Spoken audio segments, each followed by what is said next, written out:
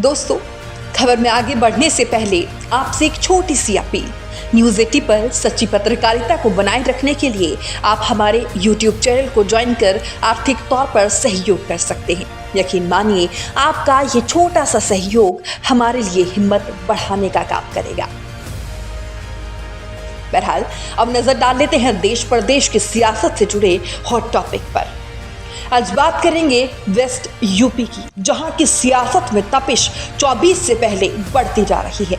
दरअसल लोकसभा चुनाव 2024 के लिए राष्ट्रीय लोकदल भी मजबूती के साथ मैदान में उतर रही है। उत्तर प्रदेश में लोकसभा चुनाव के लिए रालोद ने अपने समरसता अभियान को और भी ज्यादा तेज कर दिया है, जिसमें पार्टी कार्यकर्ता गांव-गांव लोगों के बीच पहुंच रहे हैं। वहीं रालोद का प्रभाव पश्चिम उत्तर प्रदेश में काफी ज्यादा माना जाता है और इसी वजह से खुद रालोद अध्यक्ष जयंत चौधरी का भी फोकस पश्चिम उत्तर प्रदेश की कई सीटों पर है। इसमें सबसे ज्यादा फोकस बागपत सीट पर है। आज हम बागपत सीट का इतिहास क्या रहा है, कैसे यहाँ हार जीत रालोद और भाजपा के बीच हुई, वो भी आपको बताएंगे। बता दें आपको कि बागपत सीट पर पूर्व प्रधानमंत्री चौधरी चरण सिंह के परिवार का कब्जा रहा।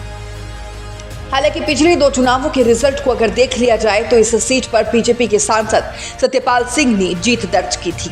सत्यपाल सिंह ने जहां साल 2014 के चुनाव में छोटे चौधरी यानी कि अजित सिंह को, तो साल 2019 के चुनाव में रालोद अध्यक्ष जयंत चौधरी को हरा दिया था। हालांकि अब देखना यह होगा कि जयंत चौधरी इस चुनाव में अपनी पारिवारिक सीट को किस तरीके से बचा पाते हैं। पिछले चुनाव में जयंत चौधरी की इस सीट पर 25,000 से भी ज्यादा वोटों से हार हुई थी। वहीं अजित सिंह को इस सीट पर करारी हार उन्हें भी चखनी पड़ी थी। साल 1967 में बागपत लोकसभा सीट पर सबसे पहला चुनाव हुआ था। इस चुनाव में जनसंघ के रघुवीर सिंह शास्त्री की जीत हुई थी। इसके बाद साल 1971 में इस सीट पर रामचंद्र विकल कांग्रेस के सीट से जीते थे। वहीं फिर साल 1977, 1980 और 1984 में पूर्व प्रधानमंत्री चौधरी चरण सिंह जनता पार्टी और लोकदल के टिकट पर चुनाव जीते। इसके बाद अगर बात करें फिर साल 1989, 1991, 1996 में जनता दल और कांग्रेस के टिकट पर जीत हासिल की थी। वहीं इस सीट पर साल 1997 में निर्दलीय भी जीत चुके हैं।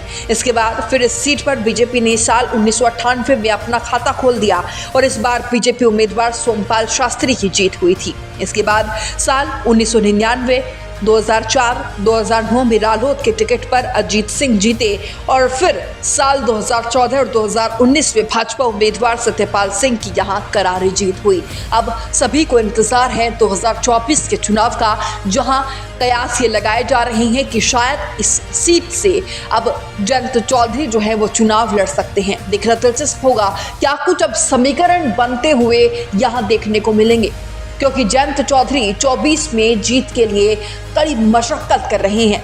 इस रिपोर्ट पर आपकी क्या राय है वो जरूर कमेंट बॉक्स में बताइएगा। Bureau report, news 80 desk.